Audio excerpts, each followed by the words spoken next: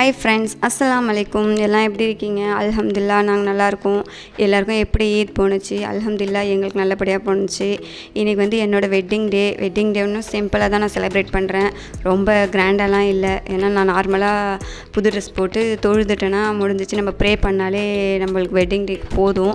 சமைச்சு தான் சாப்பிட்ணுன்னு இல்லை. இல்லாதவங்களாம் என்ன பண்ணுவாங்க, இருக்கிறதுனால நம்ம சமைச்சு சாப்பிட்றோம். இல்லாதவங்களாம் என்ன பண்ணுறாங்க, ப்ரே பண்ணி நல்லபடியாக இருந்தாலே போதும். அல்ஹம்துலில்லாஹ் இன்றைக்கி வெட்டிங் டே வருதுனாலும் கொஞ்சம் கெஸ்ட்டும் வராங்க. அதனால் கொஞ்சம் செலிப்ரேட் பண்ணியாச்சு.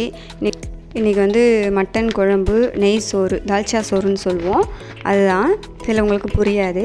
அதுக்கப்புறம் தால்ச்சா, மட்டன் முள் போட்டு தால்ச்சா, அது துவரம்பருப்பில் வெங்காயம், பச்சை மிளகாய், தக்காளி, பூண்டு, மஞ்சத்தூள், மட்டன் முள் எல்லாத்தையும் சேர்த்து நம்ம விசில் வச்சு அதுக்கப்புறம் தாளித்து விடுவோம். ஏற்கனவே ஒரு வீடியோவில் அப்லோட் பண்ணியிருக்கேன், வேணா சொல்லுங்கள், லிங்க்கு கொடுக்குறேன்.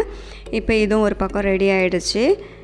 இது ஒரு 4-5 விசில் வந்தால் போதும், தால்ச்சா ரெடி ஆகிடும். அதுக்கப்புறம் நம்ம காய்கறி போட்டு தாளித்து விட்டுடலாம். கத்திரிக்காய் இதெல்லாம் போட்டு ஒரு பக்கம் தாளிச்சாச்சு. ஒரு பக்கம் மட்டன் குழம்பும் ரெடி ஆகிட்டுருக்கு. ஏன்னா மட்டன் குழம்பு ரெடி ஆகிட்டாலே நம்மளுக்கு பாதி வேலை முடிஞ்ச மாதிரி. அதுக்கப்புறம் ஸ்வீட்டு, கோதுமை சம்பா ஸ்வீட் தான் ரெடி பண்ணியிருந்தேன். கோதுமை சம்பா ஸ்வீட்டு அவங்களுக்கு ரொம்ப பிடிக்கும் வர கெஸ்ட்டுக்கு. அதனால தான் அதை ரெடி பண்ணிகிட்ருந்தேன். எப்போ வந்தாலும் அதுதான் அவங்களுக்கு கேட்டுட்ருப்பாங்க. அதனால் நெய் சேர்த்து பட்டை, கிராம்பு, ஏலக்காய், முந்திரிலாம் போட்டு தாளித்து அப்புறம் பால் போட்டு நல்லா கொதி வந்த பிறகு உடனே நம்ம பால் போடக்கூடாது, தெரிஞ்சிடும். கொஞ்சம் தண்ணி சேர்த்துட்டு அதுக்கப்புறம் தான் நம்ம பால் போடணும்.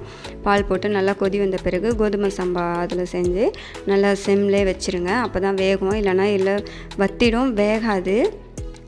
அதுக்கப்புறம் வெந்த பிறகு சுகர் சேர்த்து நம்ம மில்க் மெய்டு, பால்கோவா என்ன வேணாலும் நம்ம ஆட் பண்ணிக்கலாம். நான் இன்றைக்கி எதுவும் ஆட் பண்ணல. இதே நல்லா ஸ்வீட்டாக தான், நல்லா டேஸ்ட்டாக இருந்துச்சு. லாஸ்ட்டாக எல்லாத்தையும் முடிச்சுட்டு தான் நெய் சோறு தாளித்து விடுவோம். நெய் சோறு ஒரு பக்கம் தாளிச்சாச்சு. அதுக்கப்புறம் மட்டன் குழம்பும் ரெடி ஆகிடுச்சு. நெய் சோறு தாளித்து விட்டு தம் எல்லாம் ரெடி ஆன பிறகு அப்புறம் சாப்பிட வேண்டியது தான். கெஸ்ட்டும் வந்துட்டாங்க. இன்ஷா அல்லாஹ் உங்கள் வீட்டிலலாம் எப்படி வெட்டிங் டே செலிப்ரேட் பண்ணுவீங்கன்னு சொல்லிட்டு மறக்காமல் கமெண்ட் பாக்ஸில் சொல்லுங்கள். இந்த வீடியோ பிடிச்சிருந்தால் லைக் பண்ணுங்கள். அஸ்ஸலாமு அலைக்கும். பாய் பாய்.